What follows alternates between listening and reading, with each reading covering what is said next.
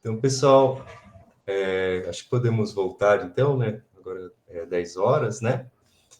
Eu sou o professor Marcos, né?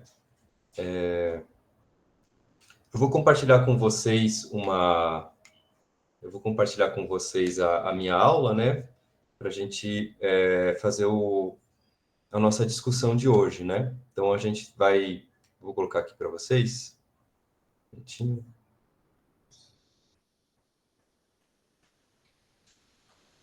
Vocês estão conseguindo ver a aula aqui no cantinho para vocês? Sim. Beleza. Então, eu vou... Enfim, a minha ideia, né? Então, aqui é o nosso primeiro encontro síncrono. Vou fazer a apresentação aqui, né? É o nosso primeiro encontro síncrono, né? De fundamentos sociofilosóficos da educação. E o que a gente vai fazer, né? Então, essa é a primeira aula em que a gente vai poder ter uma discussão mais sobre sobre os conteúdos que a gente está trabalhando ali no Moodle, né, na plataforma. E então a minha ideia é apresentar brevemente alguns dos aspectos que vocês já estão vendo nos textos, né, que estão desenvolvendo as atividades. E a partir desses 3 tópicos aqui, né, introdução ao pensamento filosófico, relações entre filosofia e conhecimento e a filosofia na educação. Na sequência, a gente pode discutir as dúvidas que vocês eventualmente têm, né, sobre esses conceitos, né? Inclusive, vocês podem, durante a aula, vocês podem ir trazendo algumas dúvidas que vocês possuam, né, para a gente poder fazer, na medida do possível, uma dinâmica mais dialogada, né?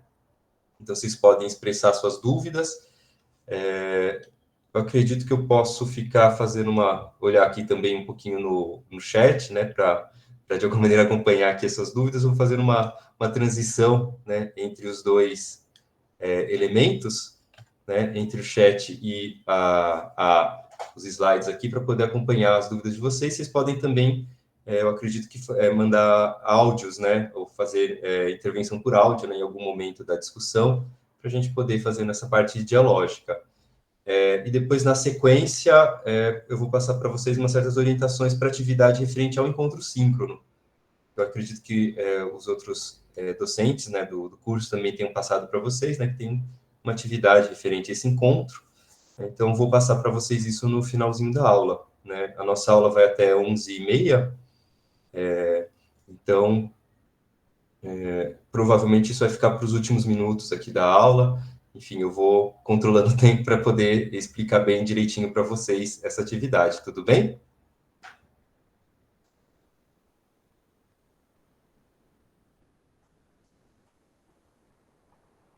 Ok.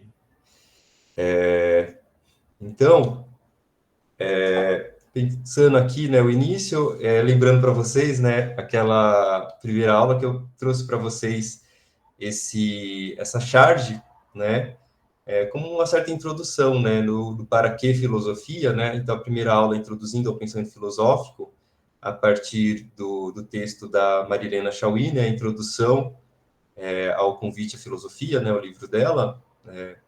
E também havia essa charge, né, que vocês desenvolveram atividade, né. Eu vou fazer um retorno para vocês sobre essa atividade que vocês fizeram.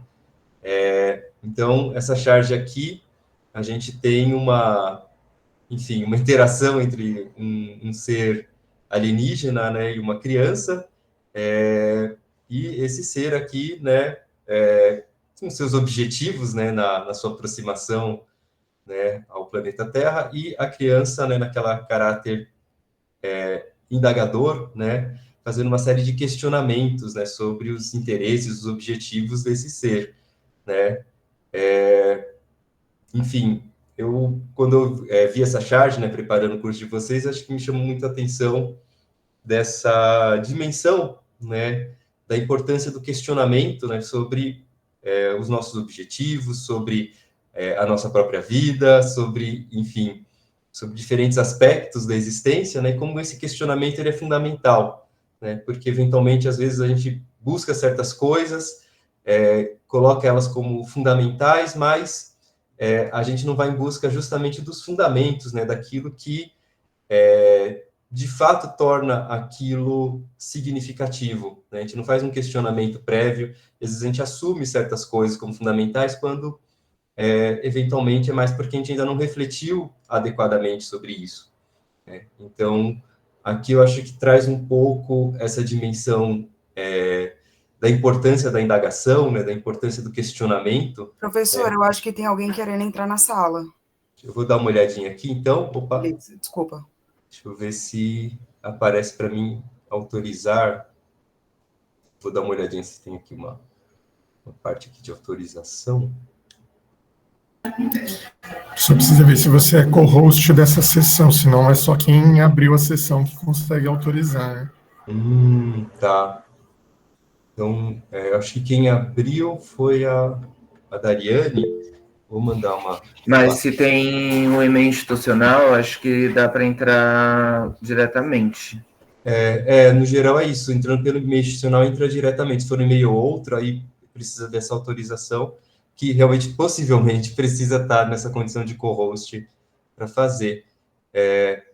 Então, vou ver aqui vou mandar para a Dariane rapidinho uma mensagem, perguntar se ela está mais ou menos presente, se ela poderia fazer essa autorização, ou se vocês sabem a pessoa que está tentando entrar, se ela poderia entrar pelo institucional. Professor, quem estava tentando entrar já conseguiu. Ele avisou aqui no grupo que já teve acesso à sala. Acho que já dá para a gente continuar.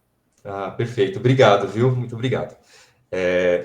Bem, então, voltando um pouco aqui, né, essa importância do questionamento, da reflexão, né, eu acho que a filosofia, em alguma medida, né, ela se constrói em torno dessa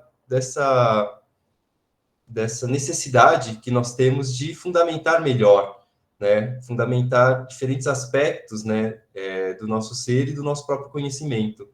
Então, aqui, enfim, a charge acho que é um ponto interessante, né? O que vocês acharam da charge? Vocês gostariam de comentar alguma coisa sobre ela?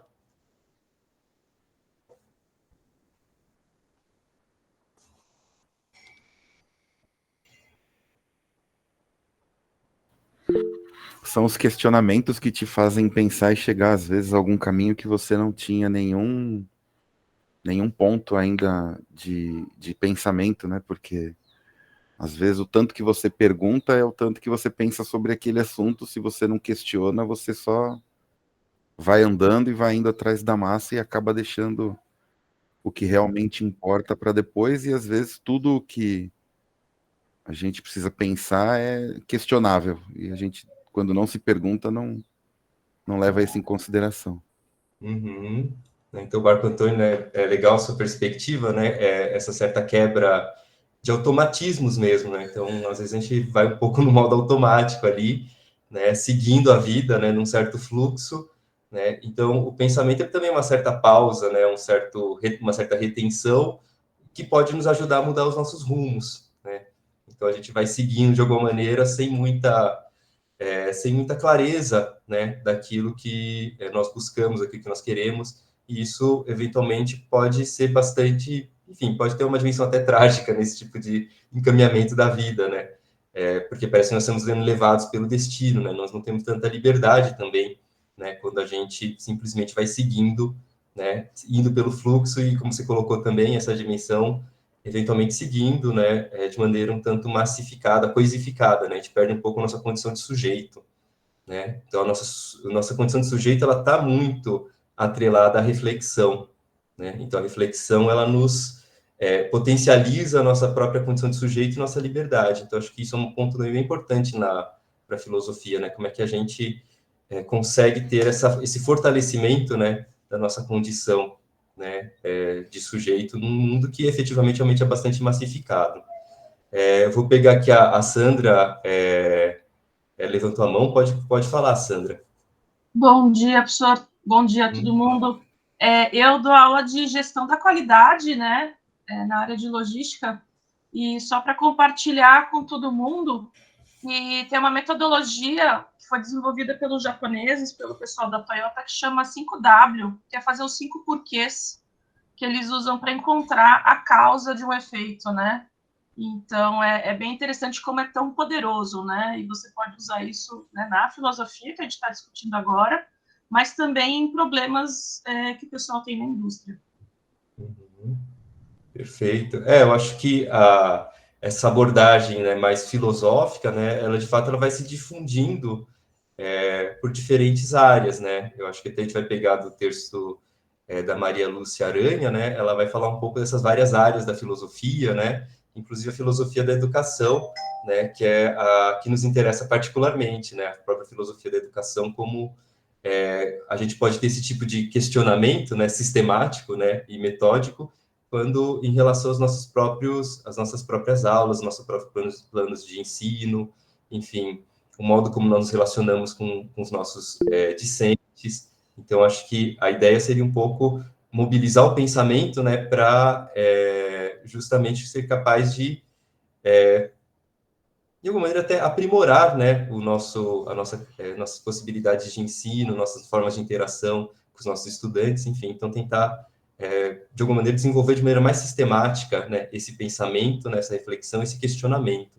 Né? Eu acho que por isso que está presente em várias áreas, uma abordagem de alguma maneira filosófica. Denilson, pode falar também? Eu acho que o que estabelece também um pouco essa charge vai também para um lugar da ruptura também de entender desse poder né, pegando o gancho da aula anterior, a sala, né, o ambiente ali, a sala de aula tem esse espaço da síntese, mas ao mesmo tempo eu acho que rompe um pouco com esse poder da síntese quando os alunos, de alguma maneira, ele nos traz as perguntas também que possam ajudar a construir ali, né, o pensamento, o conhecimento de uma certa forma.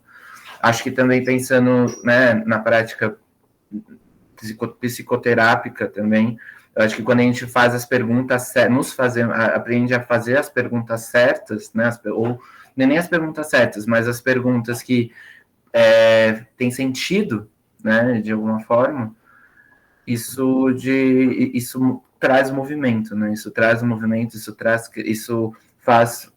tem a possibilidade de como no caso da Charge, os colegas de outro planeta, eles repensaram através de uma simples pergunta, né? E às vezes não é uma grande pergunta, é uma única pergunta ali que tem diferentes camadas, possui diferentes camadas, né? E essas camadas eu acho que é muito subjetiva, né? Ou seja, por uma pergunta objetiva, tem aí suas camadas que aí vai depender da subjetividade. Perfeito, Denilson. Eu acho que é muito interessante a sua intervenção também. Eu acho que pensar essa dimensão dialógica mesmo do encontro pedagógico, acho que é algo fundamental. De fato, eu acho que é aí que se constrói um pouco essa ideia de que existe um conhecimento que está sendo produzido pelo próprio encontro pedagógico, né? Então, essa possibilidade de realmente estar atento aos questionamentos, tentar trazer esses questionamentos, né? Não se sentir, às vezes isso pode acontecer, às vezes, né?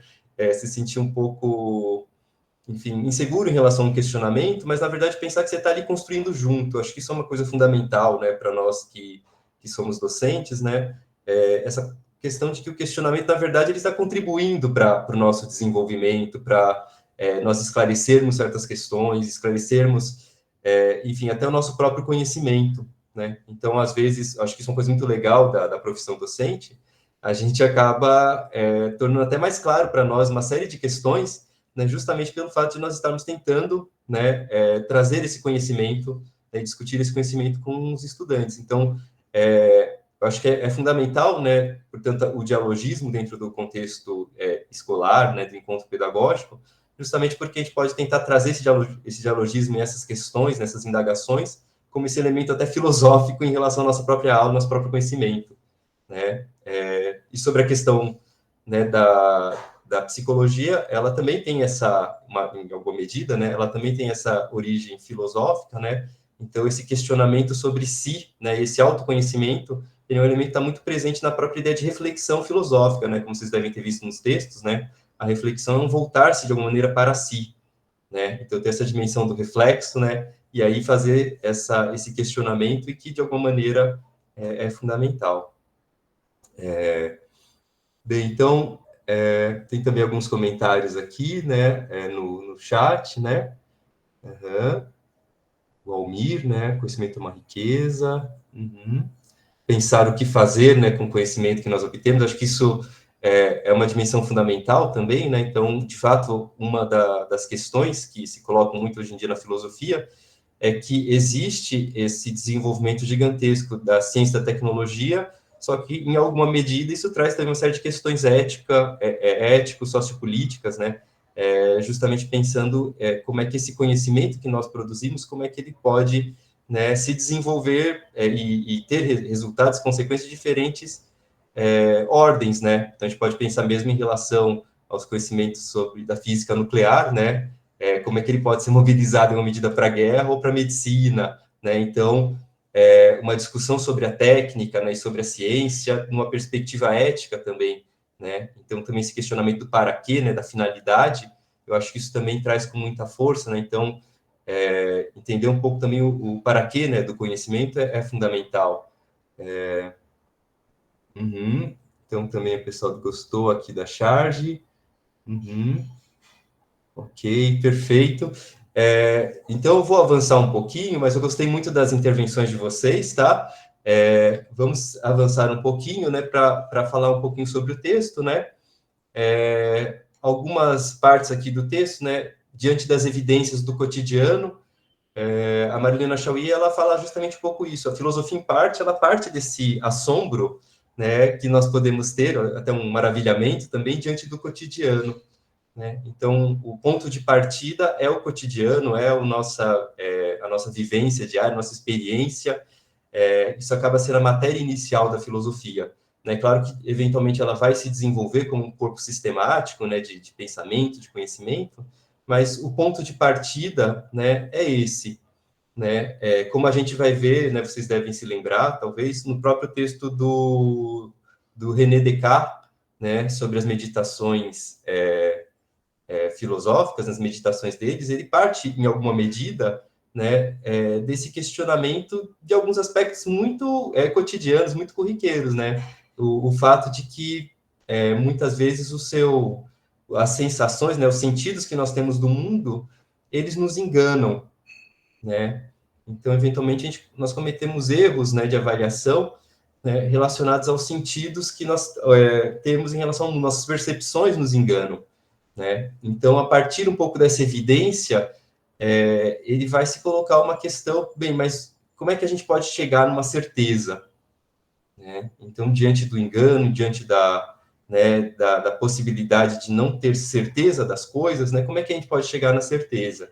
Então, depois eu vou comentar um pouco mais sobre isso, mas esse começo do texto da Marilena Chauí, ele está um pouco dentro dessa perspectiva, né, digamos assim, de você partir, né, dessas evidências cotidianas para começar a elaborar uma série de questionamentos. E aí, ela vai comentar um pouco sobre a atitude filosófica, né, uma atitude filosófica e crítica, e ela vai falar desses dois aspectos. Eu gostaria de marcar com você esses dois aspectos, né, da atitude filosófica. Um seria o aspecto da atitude filosófica negativa, né? E aqui, negativa é no sentido de que a atitude filosófica, ela serve para, de alguma maneira, dizer o que não é, né? Ela serve para fazer uma indagação que faz com que você perceba que certas coisas, na verdade, não são, né? Então, um dos aspectos centrais da filosofia, né, das indagações filosóficas e do exercício da crítica, é realmente essa dimensão de desfazer, né, eventualmente desconstruir, né, certos mitos, certas certezas, porque, efetivamente, numa análise mais rigorosa, aquilo que parecia muito sólido, muito preciso, na verdade, se revela como algo bastante pouco sólido, né, bastante pouco fundamentado, né? Então, isso seria um primeiro exercício fundamental da filosofia, como, diante daquilo que a gente acha que é real, verdadeiro, etc., um exercício de reflexão e crítica, né, de indagação e de crítica, vai mostrando que aquilo não tem toda essa solidez, né? E isso, muitas vezes, faz as pessoas falarem, não, é melhor evitar a filosofia, né? Porque tem coisas que são muito caras a nós, né? E aí a gente não quer questionar isso. Mas, em larga medida, a gente poderia pensar pelo contrário, como é que essa reflexão, eventualmente, ela fortalece isso que é caro para nós, porque não necessariamente, ao final da reflexão, aquilo vai estar demolido, vai estar, né, digamos assim, totalmente inválido, né?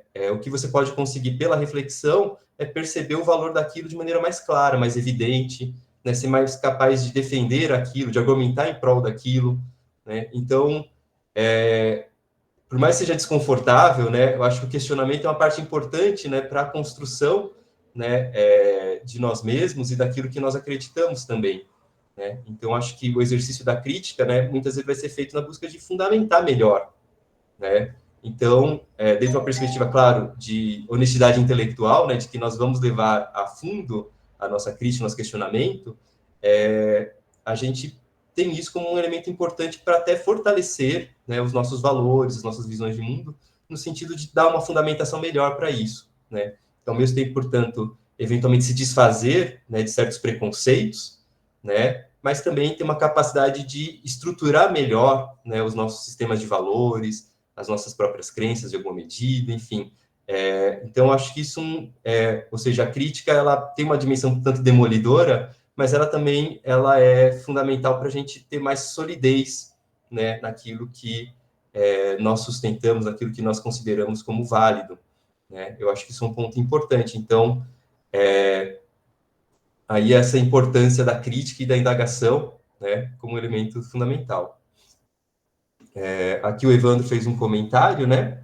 É possível compreender de forma clara como Mariana Chauí articula a relação entre filosofia e prática política, e de que maneira a articulação pode contribuir para a formação de uma consciência crítica na sociedade contemporânea, né? Uma questão, observando o ponto de vista do ambiente escolar. Uhum. Então, justamente a gente vai chegar nesse ponto, né?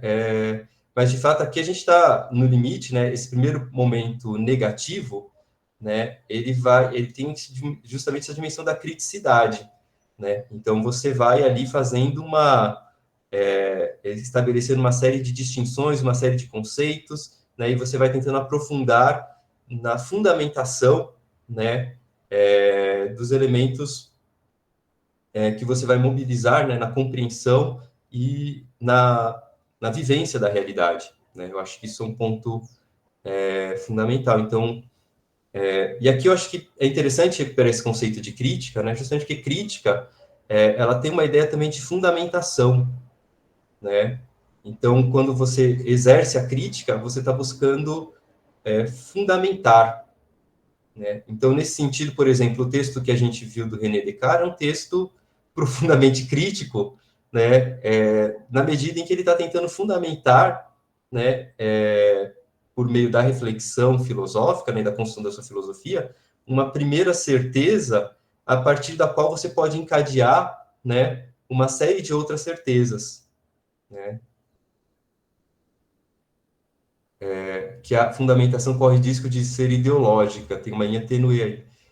A própria discussão sobre ideologia faz parte dessa crítica, né? Eu acho que o próprio conceito de ideologia, né, é um conceito filosófico em alguma medida.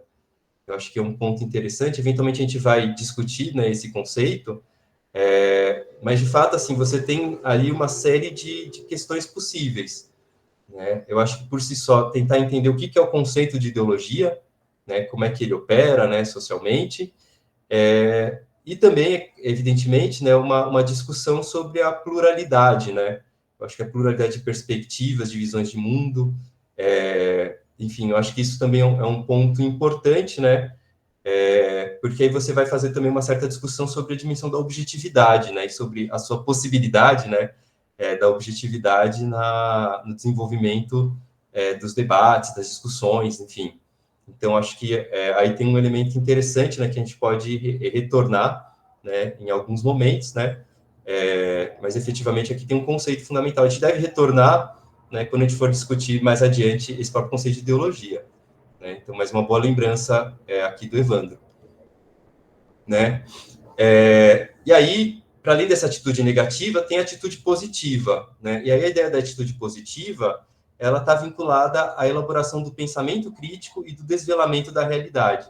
Então, por um lado, um certo processo de questionamento que vai conduzindo a perceber, né, e entender elementos que não são tão sólidos quanto pareciam, né, e nesse sentido buscar uma melhor fundamentação, né, do conhecimento, dos valores, das ideias, das crenças, e, por outro lado, você começar a construir um sistema próprio de pensamento, né?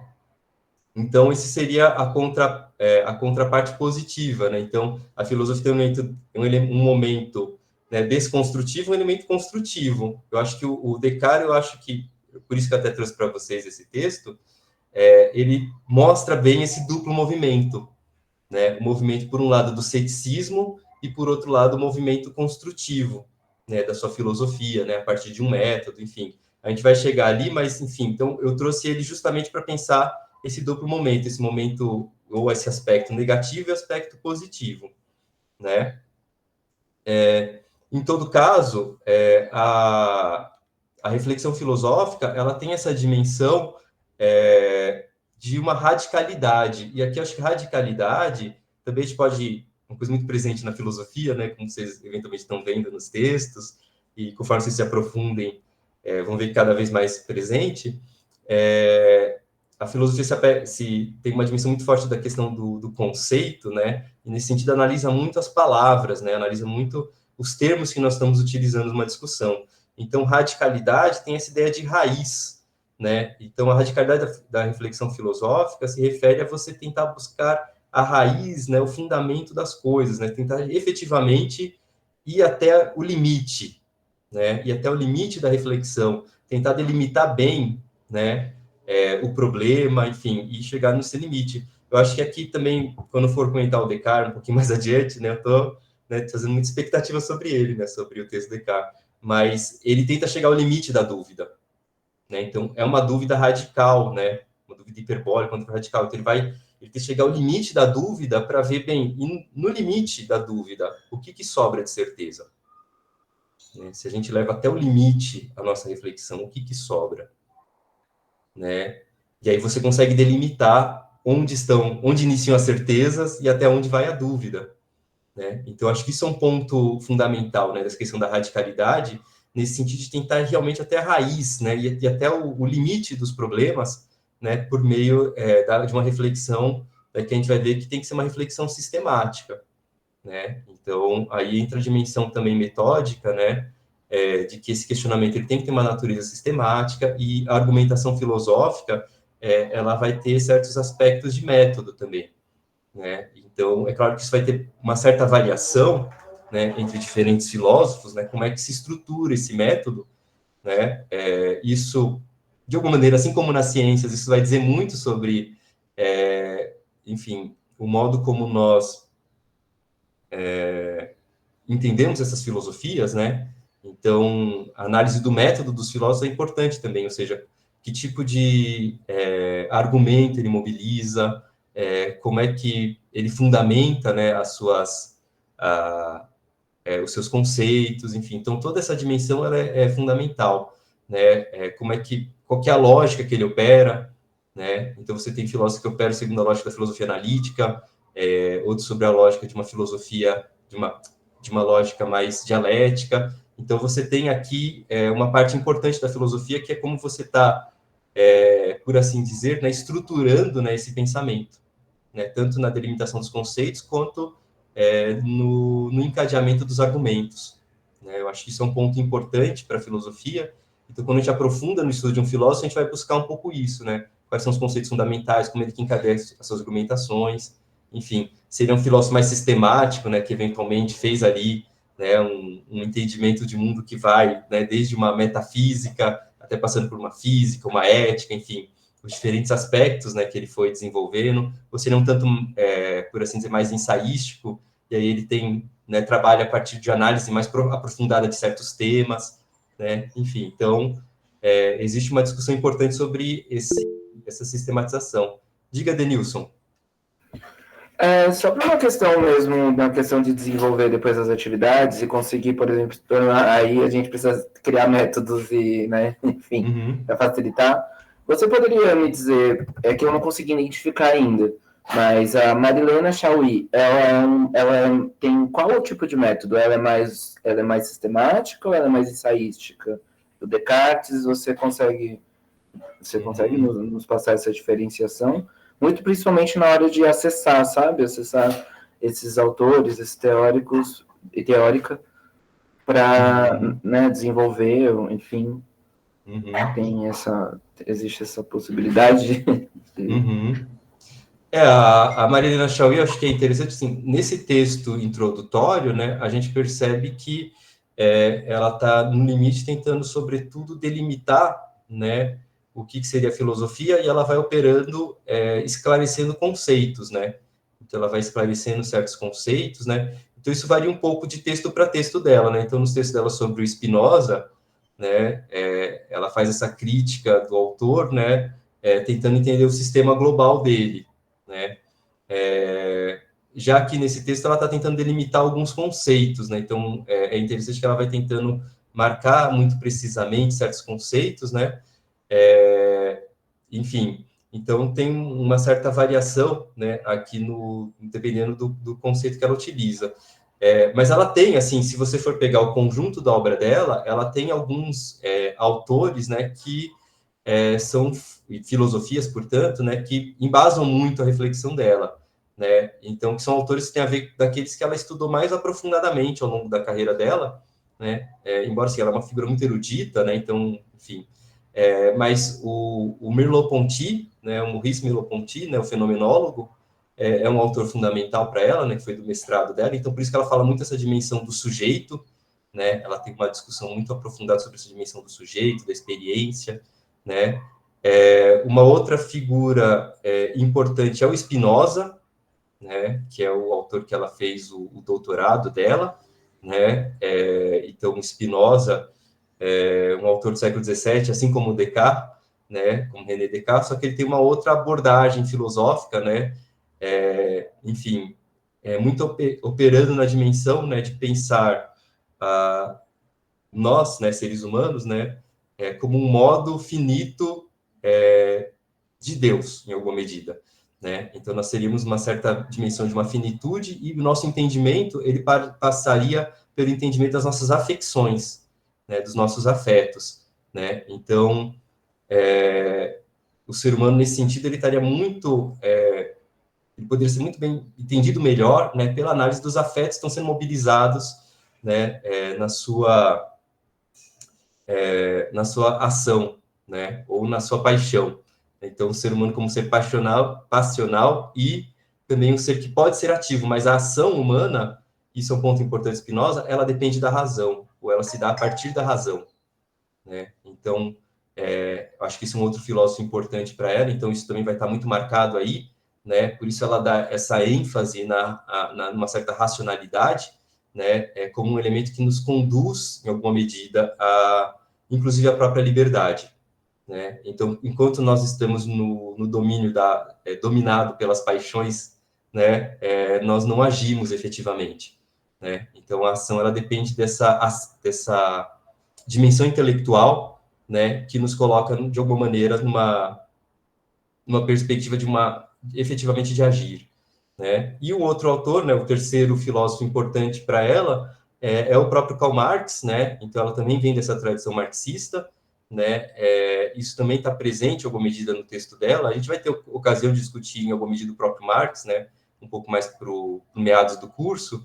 Então, em todo caso, acho que está muito presente ali nela também essa dimensão do ser humano na sua condição efetiva, material, como elemento central para entender, né, o seu ser no mundo e as suas possibilidades de agir também, né? Então, a materialidade é um elemento central ali dessa produção filosófica dela. Então, acho que são os três filósofos principais, né? Embora, assim, como eu disse, ela é uma figura bastante erudita, então ela transita por outros filósofos também, né? Mas, de alguma maneira, a estruturação, né, do pensamento dela está muito ligada a essas três filosofias, né? Não sei se explico razoavelmente, né? Mas uma coisa que você pode fazer, e eu acho que é sempre importante, né, no estudo da filosofia, na dúvida, faça foque na leitura que chama de leitura estrutural do texto, né? Então, ver como é que o texto em si mesmo está se construindo, né? Então, fazer uma análise cuidadosa dos argumentos, dos conceitos, né? Como é que a pessoa conceitua cada coisa,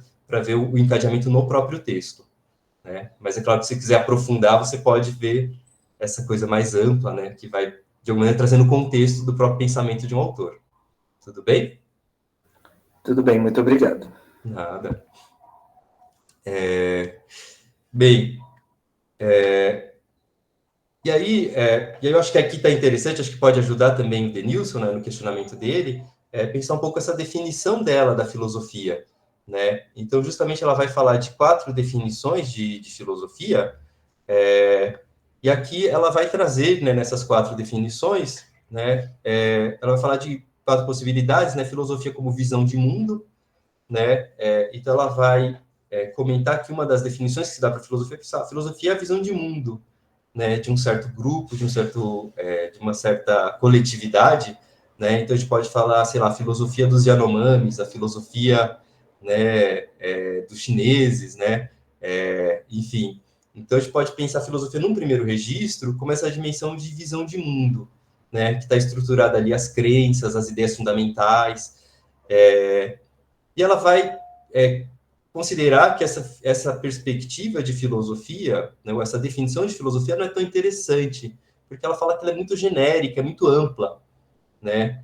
Então, acaba não sendo uma definição muito interessante, né? É claro que, e a gente vai ver depois com a própria Maria Lúcia Aranha, né? É claro que existe esse elemento, né, do senso comum, né, que ele está ancorado em ideias, crenças, né? Só que não dá para dizer que seja propriamente uma filosofia, né, do ponto de vista mais rigoroso do termo, né? Por isso, como definição, não é tão interessante. Enfim, embora, né, a gente tenha nessa questão da visão de mundo, né, uma questão interessante que é como a gente vê um certo estilo, às vezes até de pensamento, né, que a gente vê em certas culturas, né? Então, a gente fala muitas vezes do racionalismo francês, do pragmatismo estadunidense. Então, enfim, essa questão da visão de mundo, eu acho que ela é interessante para pensar elementos culturais, né, propriamente certas coletividades, mas não dá para falar que seja efetivamente uma filosofia de maneira estruturada, né? Mas dá para entender aí um pouco, talvez, certas culturas pensando ali traços, né, da sua visão de mundo, né? Eu acho que isso é um ponto interessante. Uma segunda definição que ela vai trazer é filosofia como sabedoria de vida, né? Então, essa ideia da filosofia como sabedoria de vida, ela vai, enfim, considerar que aí está muito voltada essa ideia até de uma certa utilidade da filosofia, né, uma utilidade potencial da filosofia. Então, nós queremos nos aproximar muitas vezes da filosofia, né, buscando essa sabedoria, né, buscando até uma felicidade possível que vem a partir da sabedoria, né? Então, acho que existe essa dimensão, né, que está voltada à nossa busca pela filosofia, mas ela diz que é justamente esse o problema dessa definição. Ela diz, um tanto vagamente, o que esperamos da filosofia, né, que seria a sabedoria, mas não diz o que é e o que faz a filosofia, né? Então, o problema dessa definição da filosofia como sabedoria de vida é que não diz muito bem o que é e o que faz a própria filosofia, né? Diz um tanto o que busca, né? Então, o próprio termo filosofia, né, seria, de alguma maneira, está ligado a essa ideia de um certo amor ao saber, né? Um amor ao saber, um amor à sabedoria, né? Então, isso que caracterizaria, em alguma medida, o filósofo, né, enquanto pessoa, né? Então, o filósofo é aquele que tem esse amor ao saber e à sabedoria, né? E isso vai caracterizar um pouco esse engajamento dele, né, dessa busca contínua por esse saber, né, por essa sabedoria, né? Mas o problema dessa definição é justamente que ela não nos ajuda a ver o que é a filosofia e o que se faz enquanto filosofia, né? O que faz a filosofia. Aí ela vai chegar em 2 outras definições, essas sim, mais propriamente filosóficas, né? Só que aqui tem uma certa ruptura, e eu acho que isso realmente vai ajudar a gente a pensar até a questão do Denilson, né, sobre a perspectiva dela.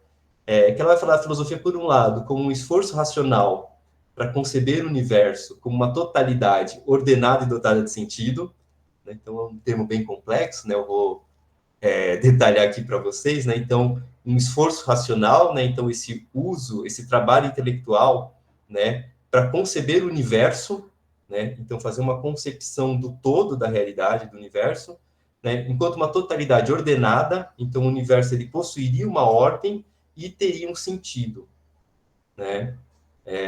Então, isso seria uma certa perspectiva da filosofia com essa capacidade de fazer esse entendimento global da realidade, né, por meio de um esforço sistemático.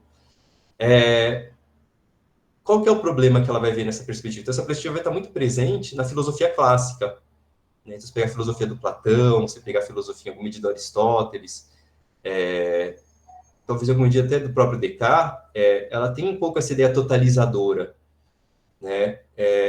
Mas qual que é os problemas que ela vai identificar nessa perspectiva que tornam ela muito, digamos assim, talvez não tão, por assim dizer, não tão definidora, né, da filosofia na contemporaneidade, né?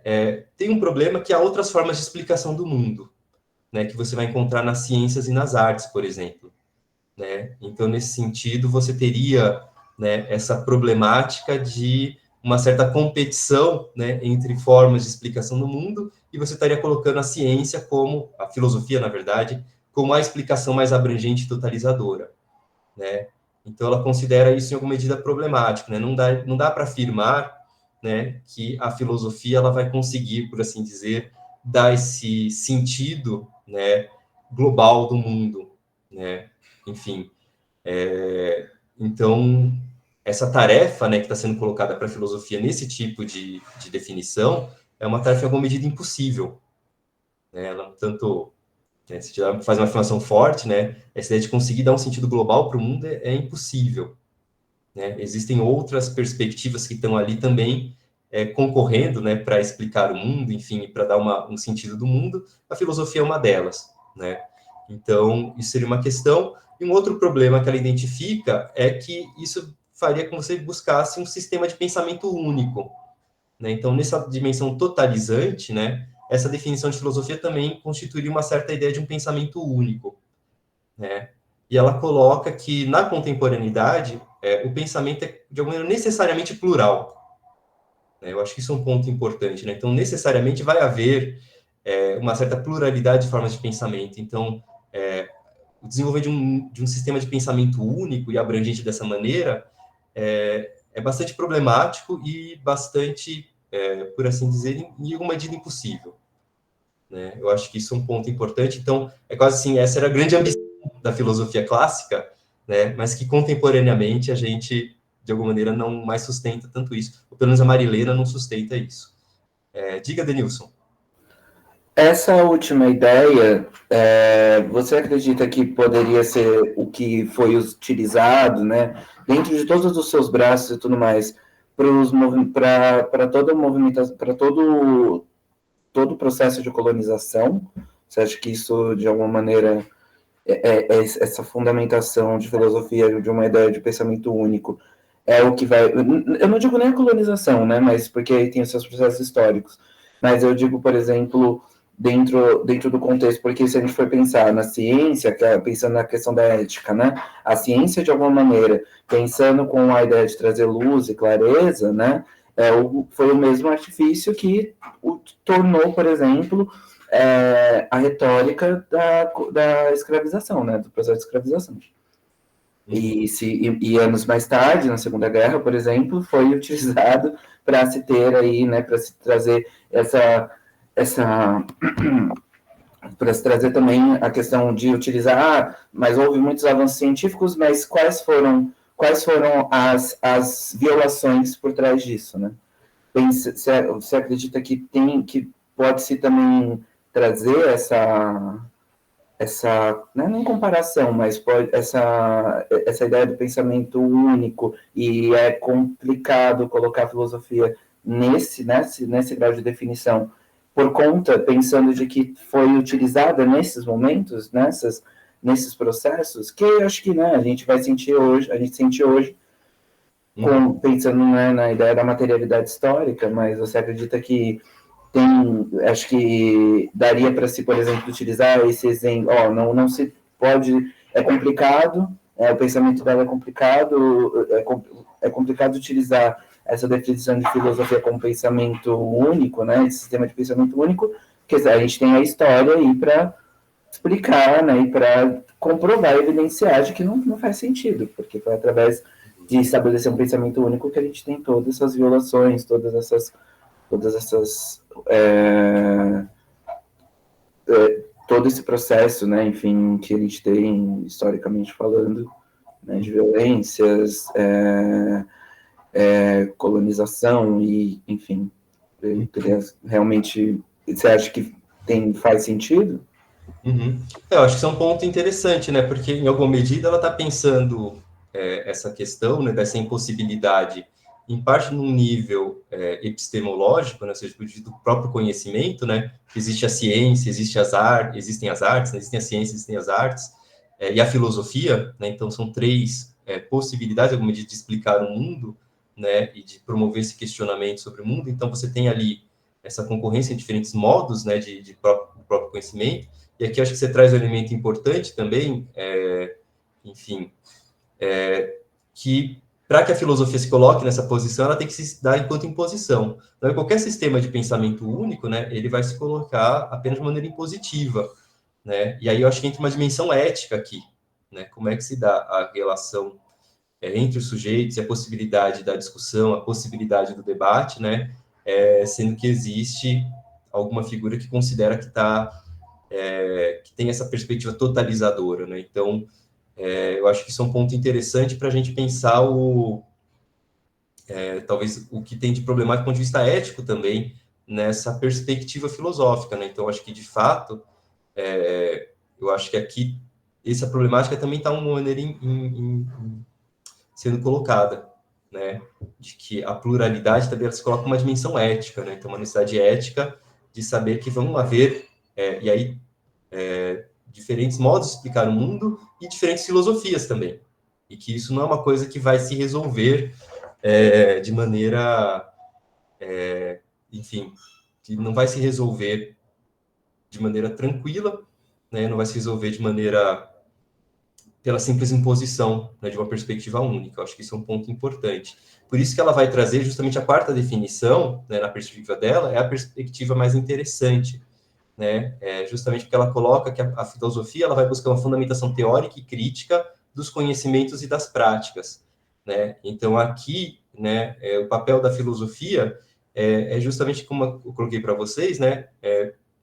Ver, né, do ponto de vista teórico e crítico, se os nossos conhecimentos e as nossas práticas, né, estão bem fundamentados, né? Então, é sobretudo esse exercício da filosofia como uma forma, né, de, por meio do questionamento, né, construir melhor, né, os nossos conhecimentos e as nossas práticas. Então, a filosofia, nesse sentido, ela vai se aplicando a diferentes aspectos da realidade, a diferentes questões, né, conforme elas vão surgindo, elas vão se tornando foco ali da nossa indagação, né? Então, pode ser educação, né? Então, vamos pensar em educação, né, como a gente fundamenta teoricamente, o que a gente pode criticar em relação à educação, como ela se estrutura hoje em dia.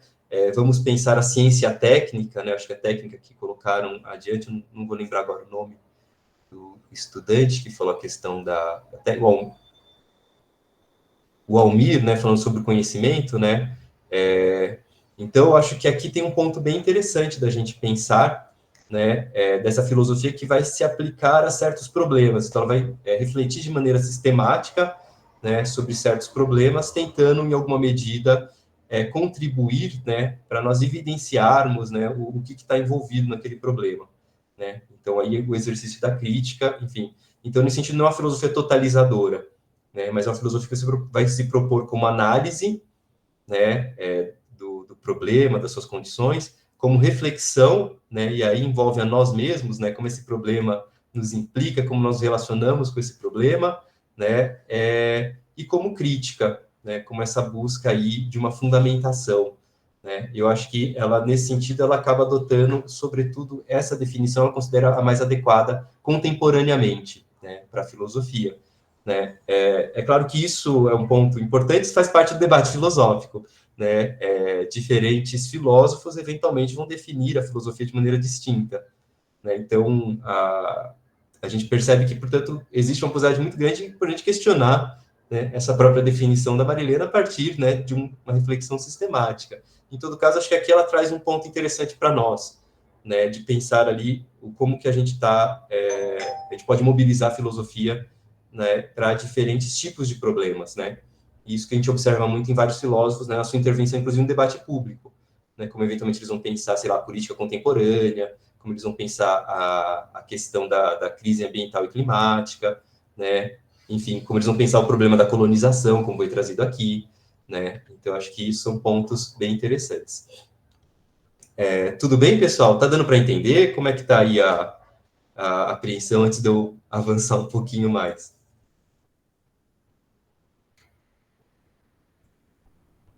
Legal. Perfeito. Obrigado, pessoal. Então, vamos pensar um pouco aqui o René Descartes, né? Eu agradeço pelo apoio de vocês. Vamos pensar aqui o René Descartes, né? As meditações deles. Enfim, talvez pode ter sido um pouco difícil para vocês ler por conta da dimensão da linguagem, né? Mas eu acho que assim vale a pena esse contato, mesmo que inicial, com esses autores, para ver um pouco assim o que enfim, como que é um pouco o trabalho dos próprios filósofos, em alguma medida, né? Entender um pouco melhor essa dinâmica, né? E às vezes é inevitável mesmo entrar em contato com um texto, no caso do século XVII, né? Que tem uns certos elementos ali de linguagem, às vezes que não são tão simples, né? E aí eu vou explicar um pouco para vocês.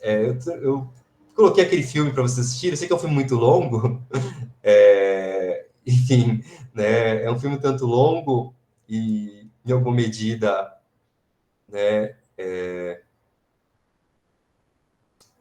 Um filme um pouco lento também no seu ritmo, né? Não tem tanta ação, a ação está no pensamento, mas eu acho que é um filme interessante, mais para fazer uma relação com o próprio momento em que o Descartes estava elaborando a sua filosofia, né? Então, pegar um pouco essa existência, em alguma medida, atormentada dessa figura, enfim, inquieta, né? Então, tem uma inquietude muito grande no filme, ele está toda hora viajando de um lado para outro, né? E sempre nessa busca por esse fundamento, né? Nessa busca, né? Nessa reflexão contínua. Ele até hesita muito em publicar, né? Em escrever, né? Porque ele acredita que não terminou ainda a sua reflexão, né? E o René Descartes, né? Além de filósofo, né? E ele é também um matemático muito importante, né? E um cientista também à época, né? Enfim, e ele está nesse contexto sociopolítico, se a gente pode, por assim dizer, né? Esse contexto sociopolítico dessas lutas que estão acontecendo em razão da religião, né? Então, o momento das guerras de religião na Europa, né? Então, você tinha tido a reforma, né, protestante, e isso quebra um pouco a unidade espiritual da Europa ocidental, né? Então, a Europa ela tinha uma unidade espiritual no catolicismo, né? E, de repente, com a reforma protestante, você já tem ali, em alguma medida, se poderia dizer, né, mais de uma via de salvação, né? Só que, em linhas gerais, como você não tinha ainda desenvolvido muito essa ideia de tolerância religiosa, a ideia é que uma via de salvação era a correta, a única possível, né? E nesse sentido, você tinha uma série de questões, né? Uma angústia, né, de saber se você estava na via adequada e, eventualmente, uma imposição para seguir a via, né, que, por exemplo, o príncipe da região que você vivia considerava a via de salvação correta. Então, isso vai gerar uma série de conflitos bastante sangrentos, né? E o Descartes está ali um tanto mergulhado, né, nesse momento, né? E ali, por conta da Contra-Reforma, né? Então, o modo como a Igreja Católica reage à Reforma, né? Você tem um certo cerceamento ali, né? Daquilo que pode ser considerado um pensamento herético, um pensamento heterodoxo, né? Algo que fuja da ortodoxia do dogma religioso. Então, ele está nesse momento ali tenso, né? E junto com isso, né, desse momento tenso, você vai ter, como um elemento interessante também, o desenvolvimento das ciências, né? Então, as ciências modernas, elas estão se desenvolvendo ali naquele momento, e esse desenvolvimento da ciência moderna, ele vai desafiar paradigmas, né, da ciência aristotélica, né? E isso vai ser um ponto bastante tenso, né, à época, porque você acabou tendo, em razão, em grande medida, do próprio Tomás de Aquino, né, de São Tomás de Aquino, uma articulação muito forte entre a filosofia aristotélica e o próprio cristianismo, né, sobretudo na sua vertente católica, né?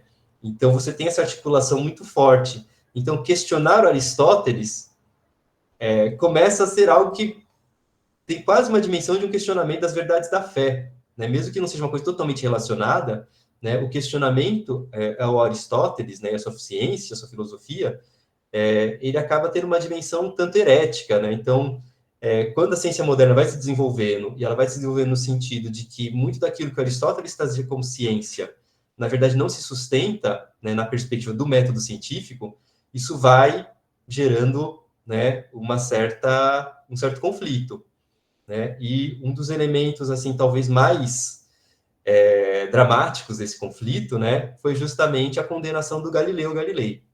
Né? Então, quando o Galileu Galilei ele é condenado, né, e tem que, de alguma maneira, retratar o que ele diz, né, sobre a ciência moderna, você tem ali, talvez, um momento dramático disso.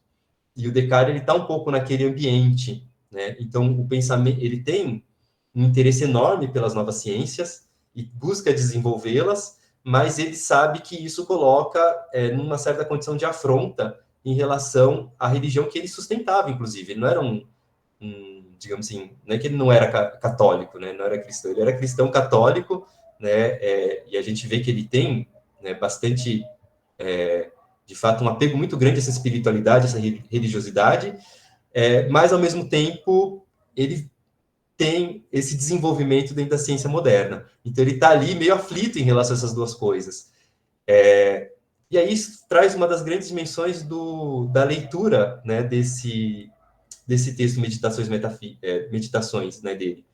Ele está, em parte, né, isso é uma da coisa que os críticos à obra dele desenvolvem, né, ou seja, as pessoas que estudam a obra dele desenvolvem, ele está buscando fundamentar metafisicamente a nova ciência. Né? Então, ele está tentando trazer uma outra base metafísica para a ciência moderna. Então, seria, ao invés de se fundamentar na metafísica, né, do Aristóteles, vamos desenvolver uma nova metafísica que fundamenta o porquê que essa nova ciência, essa nova física que está surgindo, nessa física matemática e muitas outras, né, a própria dimensão da astronomia, etc., como é que essa nova ciência está articulada com essa metafísica, que não é uma metafísica, isso é um ponto importante, não é uma metafísica ateia, né? É uma metafísica que também traz a dimensão de Deus, só que numa outra perspectiva, né? Então, ele está, portanto, tentando fundamentar metafisicamente a nova ciência e, nesse sentido, acabar validando ela aos olhos, inclusive, da igreja. Né? Então, esse é um pouco o exercício, um pouco do objetivo desse texto.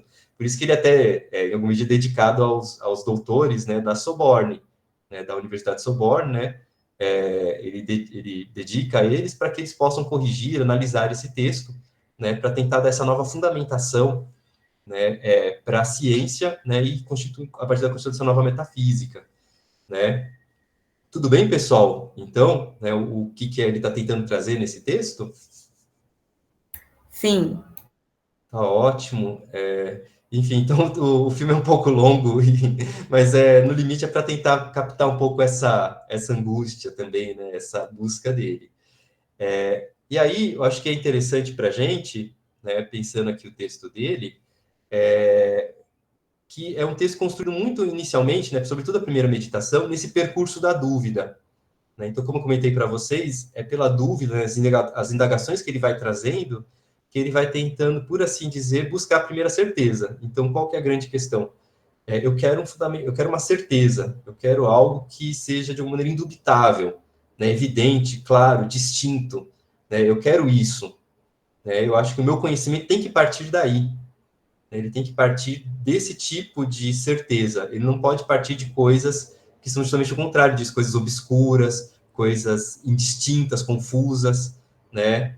Coisas não tão evidentes, né? Então, você vai buscar isso. Então, você vai começar a questionar, né, nas suas experiências, né, naquilo que você tem como base do conhecimento, enfim, o que te traz essa evidência, né, e essa clareza, né, essa distinção.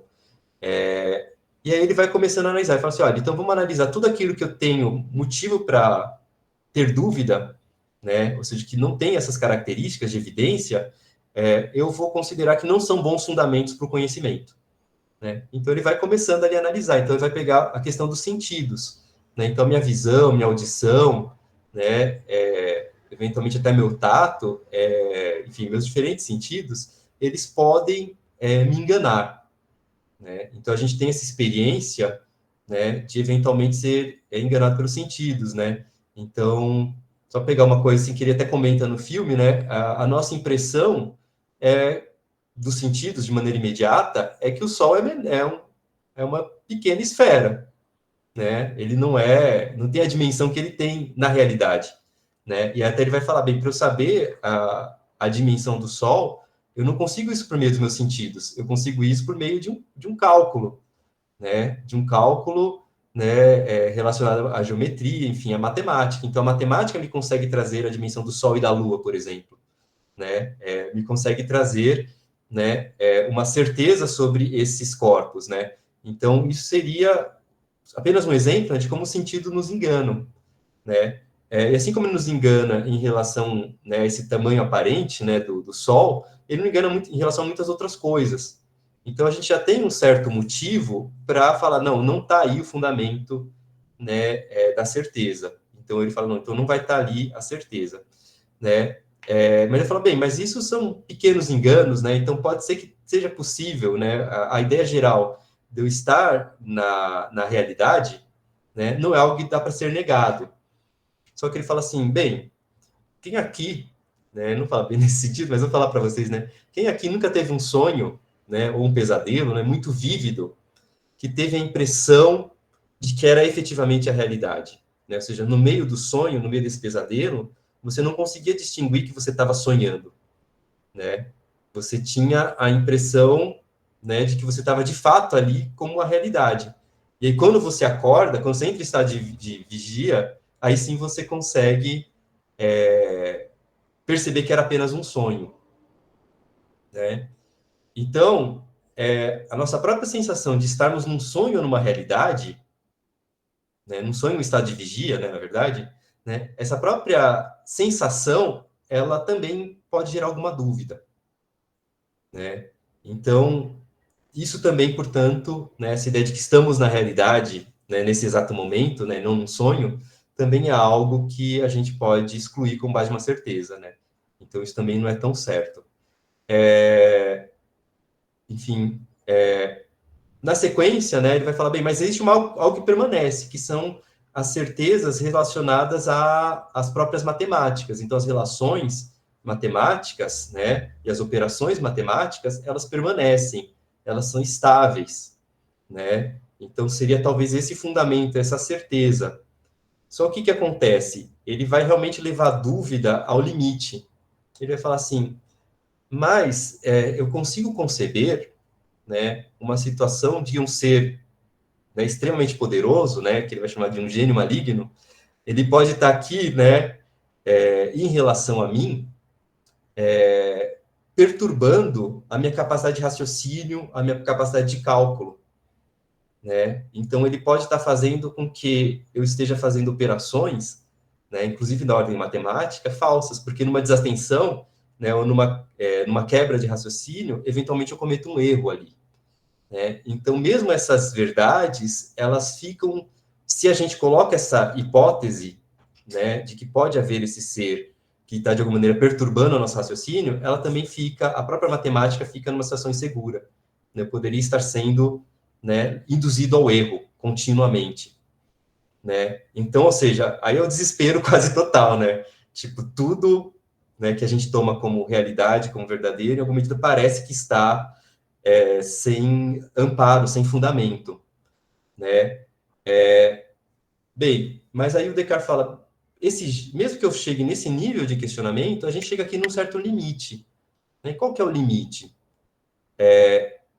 Que eu sou e eu existo é uma proposição necessariamente verdadeira todas as vezes que eu anuncio meu espírito. Porque se eu estou sendo enganado, sou eu que estou sendo enganado, né? Então, existe um eu, né, em relação ao qual, né, a dúvida se constitui, em relação ao qual esse gênio maligno poderia estar agindo, né?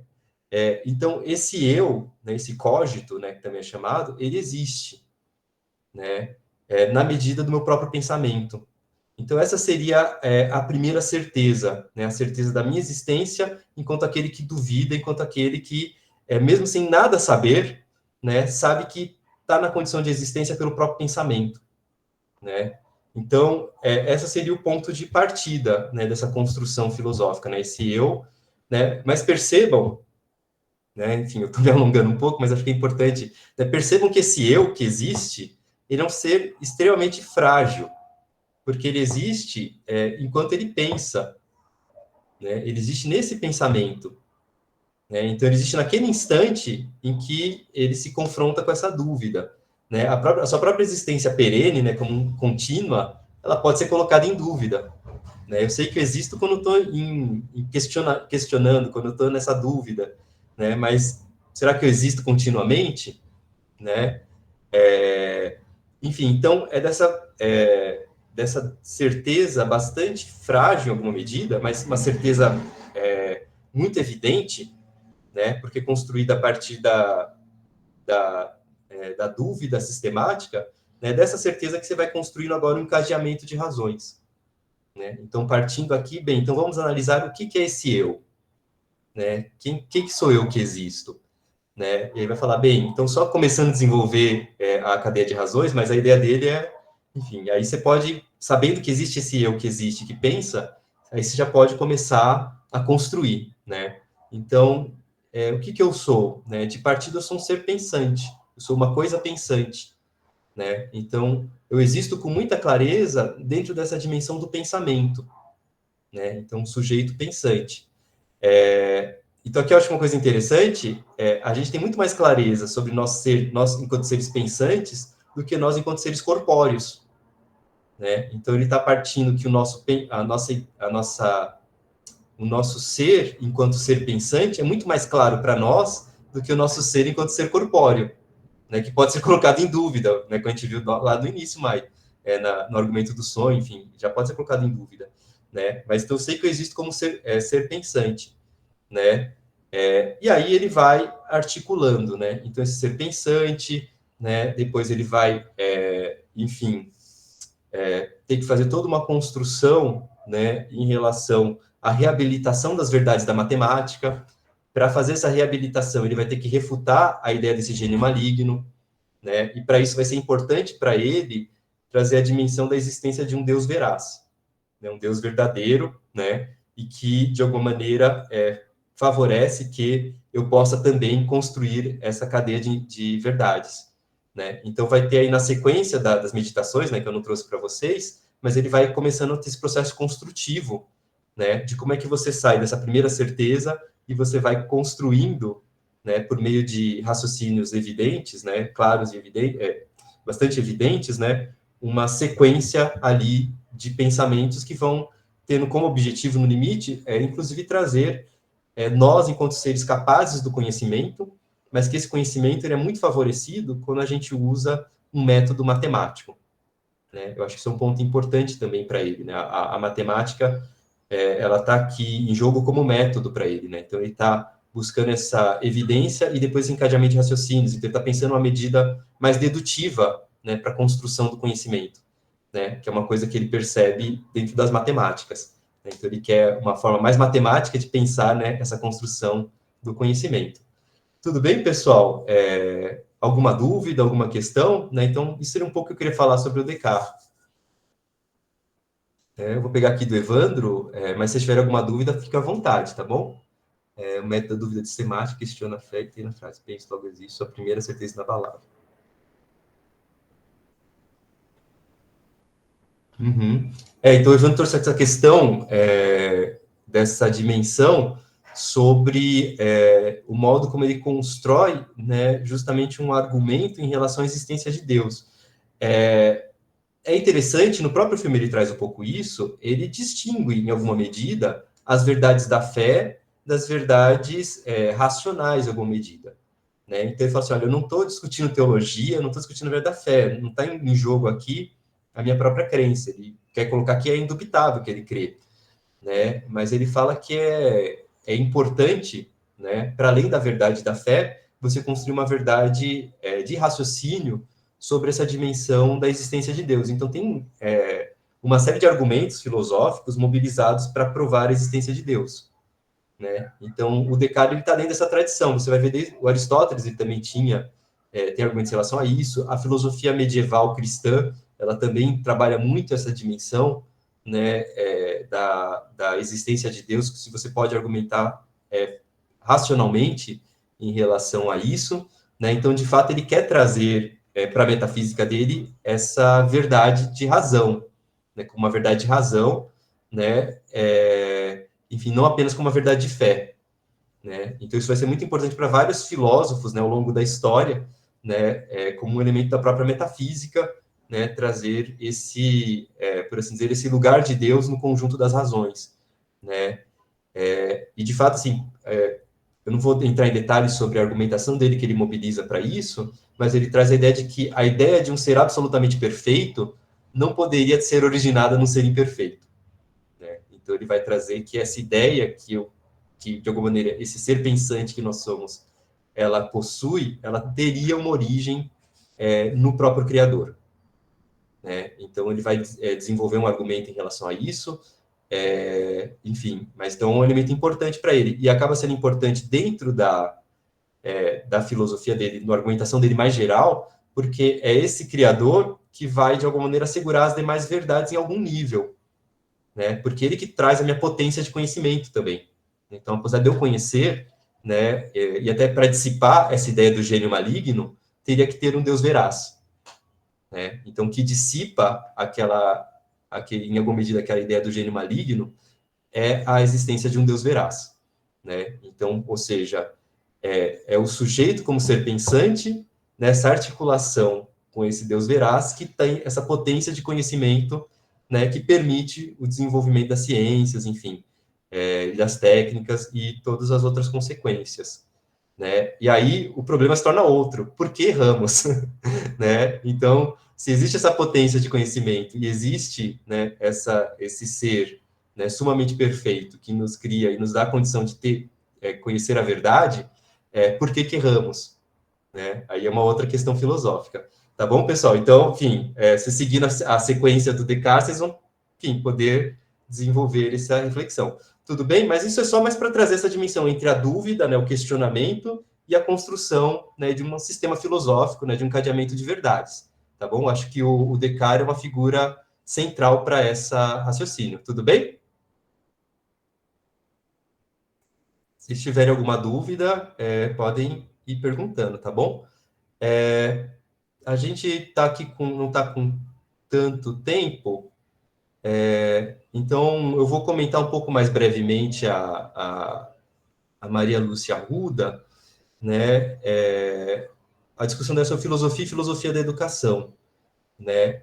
Então, ela vai pensar que existem diferentes perspectivas sobre a realidade, né? Aí ela vai falar sobre a dimensão dos mitos, o senso comum, as artes e as ciências, né, como perspectivas possíveis, né, além da filosofia, né, então eu vou colocar a filosofia à parte, né, mas então aqui também ela fala de uma certa pluralidade de formas de perspectiva sobre a realidade, né, e aí ela vai falar então um pouco sobre, enfim, sobre os mitos como uma compreensão intuitiva da realidade, em que prevalecem as crenças e a fé sobre a argumentação racional, né? Então, aqui essa ideia de que, enfim, muitas sociedades, e nós mesmos, né, nós temos nossos próprios mitos, né, também.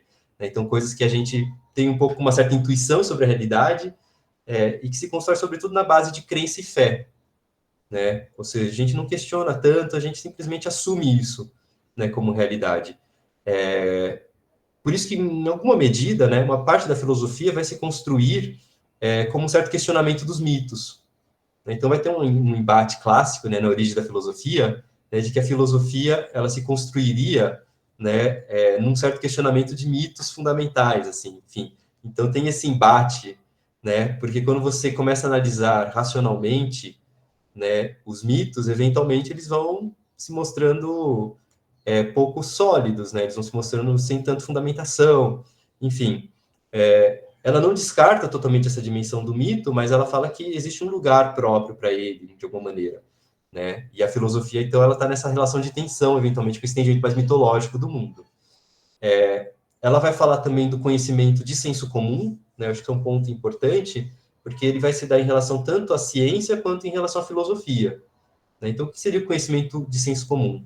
É um conhecimento fragmentário, difuso, ametódico, né? Então não tem tanto método, né? Não tem método, e assistemático, né? Não tem tanto um sistema, não tem sistema, que ele é herdado por um grupo social, né? Então, o nosso senso comum, né? Ele seria aquilo que a gente assume como conhecimento sem tanta análise, né? Também sem tanta reflexão, né? Então, existe esse lugar de senso comum, mas também é um lugar, também, muitas vezes, é o lugar que é questionado. Então, muitas vezes, sobretudo o mito e o senso comum, né, eles são objetos muito frequentes da filosofia, né, sobretudo naquilo que eles têm de negativo. Então, naquilo que eles trazem, por exemplo, de preconceitos, naquilo que eles trazem, enfim, de certas imposições de ideias, né? Então, acho que aqui você tem um campo que a filosofia acaba se debruçando bastante.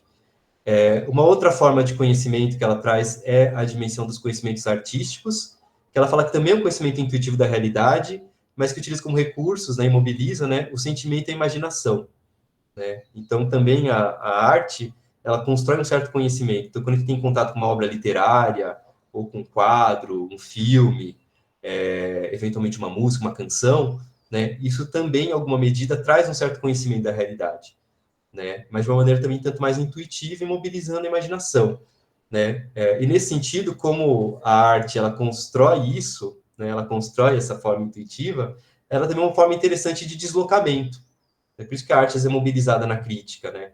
Porque às vezes, ela também desloca um pouco a gente, sobretudo em relação, eventualmente, aos sensos comuns, a certos mitos, enfim. Então, a arte, ela, né, ela propõe, né, certas enfim, certos discursos, né, certas expressões, né, que são significativos. Eu posso sim colocar o material da apresentação para vocês depois, tá bom, Jaqueline? Eu ponho para vocês numa das aulas, né, para vocês poderem, até na aula do encontro síncrono, acho que eu posso colocar ali, tá bom? Aí vocês podem também ficar com vocês, né? Então, eu comentei um pouco essa questão das artes e, por fim, das ciências, né? Então, a ciência, acho que, né, vocês, né, todos com essa formação, né, vocês, em alguma medida, né, têm a ciência como elemento central aí da formação de vocês, né? Então, uma forma de conhecimento desenvolvida na modernidade e que se desenvolve por meio do método científico, né? Então, é central a ciência, o método, né? É o método que faz a ciência. Então, uma afirmação de um cientista, eu já vou comentar aqui da Eliane, né, mas a formação do cientista, né, ou a afirmação do cientista, ela está fundamentada no método, né? Então, às vezes, um cientista pode fazer uma afirmação, e se a gente quiser questionar essa afirmação, a gente precisa olhar o método, né, o modo como ele operou com esse método, né? Então, às vezes, você tem tantas afirmações de cientistas que são muito bem embasadas metodicamente, como você pode também ter pseudociências, né? Ou seja, pessoas que se arrogam a condição de cientista, mas que, de fato, não estão desenvolvendo ciência, né? Então, só para dar um exemplo, né, um exemplo talvez dos mais escabrosos da história da humanidade, é a questão do racismo científico, né, que é uma pseudociência que teve muita força no século XIX e no século XX. Quando você analisa o método utilizado por aqueles supostos cientistas, né, você percebe que eles não tinham condições de afirmar aquilo que eles estavam afirmando, né, que seria a ideia de que existem seres humanos superiores e inferiores racialmente. Eles não tinham condições efetivas de afirmar aquilo, né? Por isso que é importante fazer a crítica ao método quando você vai questionar uma ciência, um cientista. Você tem que olhar a fundo o método, né? E os debates científicos giram muito em torno do método, né? Justamente porque é no método que você tem, né, a construção da validade da ciência. Não é tanto a condição de autoria, a autoridade, né? É a dimensão do método, né? Como é que você constrói aquelas afirmações, né, metodicamente, do ponto de vista de experimentos, de experiências, de observações, enfim. Aí também a ciência ela é muito mobilizada a partir da dimensão empírica ou da experiência, né? Vou pegar aqui algumas questões aqui. Então, vou pegar aqui a questão da Iriene, né? O mito não integraria conhecimento artístico. Eu acho que isso é um ponto interessante, né? A relação entre arte e mito, né? De fato, assim, você tem como são conhecimentos, né, compreensões intuitivas da realidade, elas estão muito articuladas, né? Então, tanto às vezes como construção dos mitos por meio da arte, como também, eventualmente, o questionamento dos mitos por meio da arte, né? Então, acho que o que eu acho interessante na dimensão desse modo como a gente está pensando um pouco a arte, pela sua dimensão expressiva, né, ela propõe, de alguma maneira, algo novo, né, que pode tanto na dimensão de um reforço de certas ideias, né, de certas crenças, enfim, como pode ir numa dimensão mais crítica em relação a isso, né? Então, acho que ela põe a arte de maneira um pouco singularizada, mas, de fato, quando você olha o que a gente entende como uma certa expressão artística, por exemplo, em povos indígenas, está muito articulada a dimensão mitológica. Uhum. Aqui o Evandro... Aqui o Evandro trouxe uma questão. Pegando só... Posso... Ah, tá, desculpa. Sim, pode falar. Não, pegando a questão dos povos indígenas dentro do ponto de vista mitológico, mas que também existem saberes nesses pontos que não podem ser... Acho que não precisam ser questionados e não devem ser descartados, talvez, como um saber científico também, né? Pensando nesse contexto, né? Acho que hoje é o que se discute muito, né? Pensando na questão do ponto de vista de preservação, sustentabilidade, né? Pensando dentro do contexto que nós estamos, onde existem métodos que são saberes ancestrais e que não é colocado em evidência, não era colocado em evidência justamente por ser olhado de uma maneira trivial, uma pseudociência nesse contexto, mas que hoje já se tem a perspectiva de se questionar isso, né? Porque eu acho que é muito interessante, que eu acho que esses movimentos de questões que são consideradas mitos hoje, ou uma pseudociência, outrora foi uma tecnologia, né, das sociedades, pensando, por exemplo, da astrologia como um aspecto. Foi, por muito tempo, uma ferramenta de tecnologia das sociedades e avançou as sociedades como um todo, né? E aí, ao mesmo tempo, com esse ponto, é muito engraçado como dentro dessas discussões, algo que é considerado uma ciência pode ser, depois se tornar uma pseudociência, e coisas que anteriormente, que até então se estrutura dentro de uma lógica, de uma ideologia, onde exclui saberes ancestrais, originários, né, e de alguma maneira, eu acho que é importante, né, olhar agora e entender a necessidade, mas talvez é muito doido por que só olhar agora como uma necessidade, né, e isso já não ser construído. Como que a gente constrói isso para se tornar um senso comum entendeu? Para se tornar um senso comum, porque é importante pensar nesses saberes ancestrais, sabe? Eu fico pensando nisso, assim, que de alguma forma, por mais que ela separa essas categorias, elas de alguma forma se integram muito, assim, né? Se for pensar de alguma maneira. Uhum. Eu vou passar para a Aguinaldo, aí eu comento. Eu acho que talvez está no debate, né, Aguinaldo? Pode falar. Isso. Acho que seria importante, até um pouco na linha do que o Denison está dizendo, talvez essa necessidade de separar também, né, o que é um saber tradicional de um povo que também tem uma sistematização, né, porque quando eles olham lá e percebem que vai chover, isso foi acumulado e sistematizado ao longo de muito tempo. De certa forma, existe método nisso, no uso de ervas medicinais e coisas assim. Eu entendo que isso é diferente do senso comum, que é aquela opinião, que é aquilo que circula, mas que não é sistemático, que não é verificado, nada. Mas em relação aos saberes tradicionais, inclusive a ciência busca, né, muita informação. Como é que as pessoas que moram, né, em lugares insulares, né, nas ilhas do Pacífico, compreendem essa relação das mudanças climáticas há muito mais tempo do que a gente, pela sistematização com que eles vêm produzindo esses saberes, né, ancestrais dos povos originários desses diferentes lugares, né? Então, acho que era só pontuar aqui esse aspecto, que talvez aqui tenha ficado um guarda-chuva muito grande do senso comum, mas que os saberes tradicionais, eles, no meu ver, eles não se encaixam aqui no senso comum, exatamente porque eles têm sistematização, né? Não exatamente a mesma do científico, mas existe uma forma de produção desse conhecimento. Uhum. Eu acho bem legal isso que vocês estão trazendo, né, o Aguinaldo e o Denilson, né, aqui a importância que teve também de uma ciência, né, contemporânea, que é a antropologia, né, então a antropologia enquanto ciência, né, quando ela traz essa dimensão da diversidade cultural, ela vai trazer também uma certa valorização desses conhecimentos, então, e aqui eu acho que ela contribui para a ideia que a Marilena trouxe sobre a dimensão da pluralidade, né, eu acho que voltando ali um pouco a Marilene, que também estava tá a Maria Lúcia Arruda, né? Essa pluralidade, ela está presente aqui, né? Justamente em parte pelo reconhecimento, né, desses conhecimentos que se produziram por esses povos, por essas culturas distintas da nossa. Então, tem um antropólogo que também era filósofo, né, que era o Claude Lévi-Strauss, né? Ele tem uma formação inicial em filosofia, depois foi para antropologia, que ele tem um livro chamado Pensamento Selvagem, que ele vai fazer uma distinção entre o que ele vai falar da ciência do concreto e a ciência do abstrato. Então, ao mesmo tempo, portanto, tentar entender a diferença entre a nossa forma de ciência e a ciência desses grupos, né?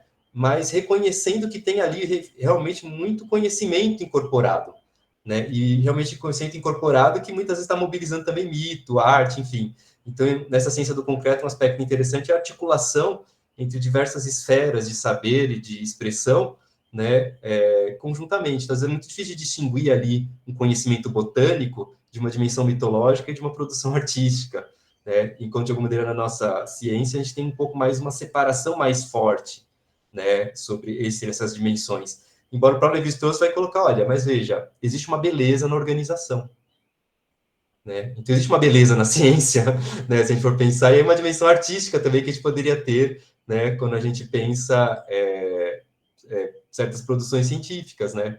Enfim, então isso também faz a gente tensionar um pouco a nossa separação, né, entre esses vários âmbitos. Acho que isso é um ponto interessante. Então, ver um pouco como para ele está muito mais articulado, né, essas várias dimensões, e faz a gente pensar um pouco também até que ponto as nossas separações, né, entre ciência, arte, senso comum, mito também, elas são separações, em alguma medida, às vezes um tanto artificiais e arbitrárias, que daria para questionar, né?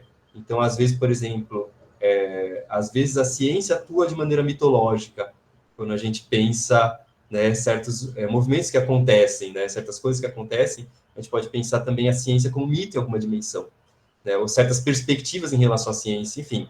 Mas aqui a gente está pensando amplamente, né, que a gente pode começar a questionar, eu acho que isso é um ponto bem filosófico, né, de questionar, né, essas formas distintas de conhecimento, a sua articulação, né, e o próprio valor do conhecimento desses povos tradicionais, né, saberes tradicionais, enfim. Eu acho que tem bastante coisa a produzir, e aqui, claro, articulando com a ciência da antropologia, né, então acho que tem algo muito valioso aqui. Enfim, a gente está chegando no final da nossa aula, eu peço... Está muito interessante a discussão, né, enfim, mas a gente está chegando nos nossos finalmente. Eu agradeço muito pela presença de todos. A gente pode continuar discutindo pelo fórum também, nos próximos encontros que a gente tiver. Gostei muito da participação de vocês. Enfim, espero continuarmos trabalhando e discutindo. Eu ia apresentar aqui, eu vou só colocar as questões da orientação da atividade, né? Enfim, analise as definições de filosofia propostas por Marilena Chauí, né? Como a filosofia definida com fundamentação teórica e crítica dos conhecimentos e das práticas pode contribuir para o debate educacional contemporâneo, né? Então, aqui vocês vão fazer um pequeno texto, né, sobre como é que a filosofia pode contribuir para o debate educacional contemporâneo, pensando a filosofia, né, como uma fundamentação teórica e crítica dos conhecimentos e das práticas.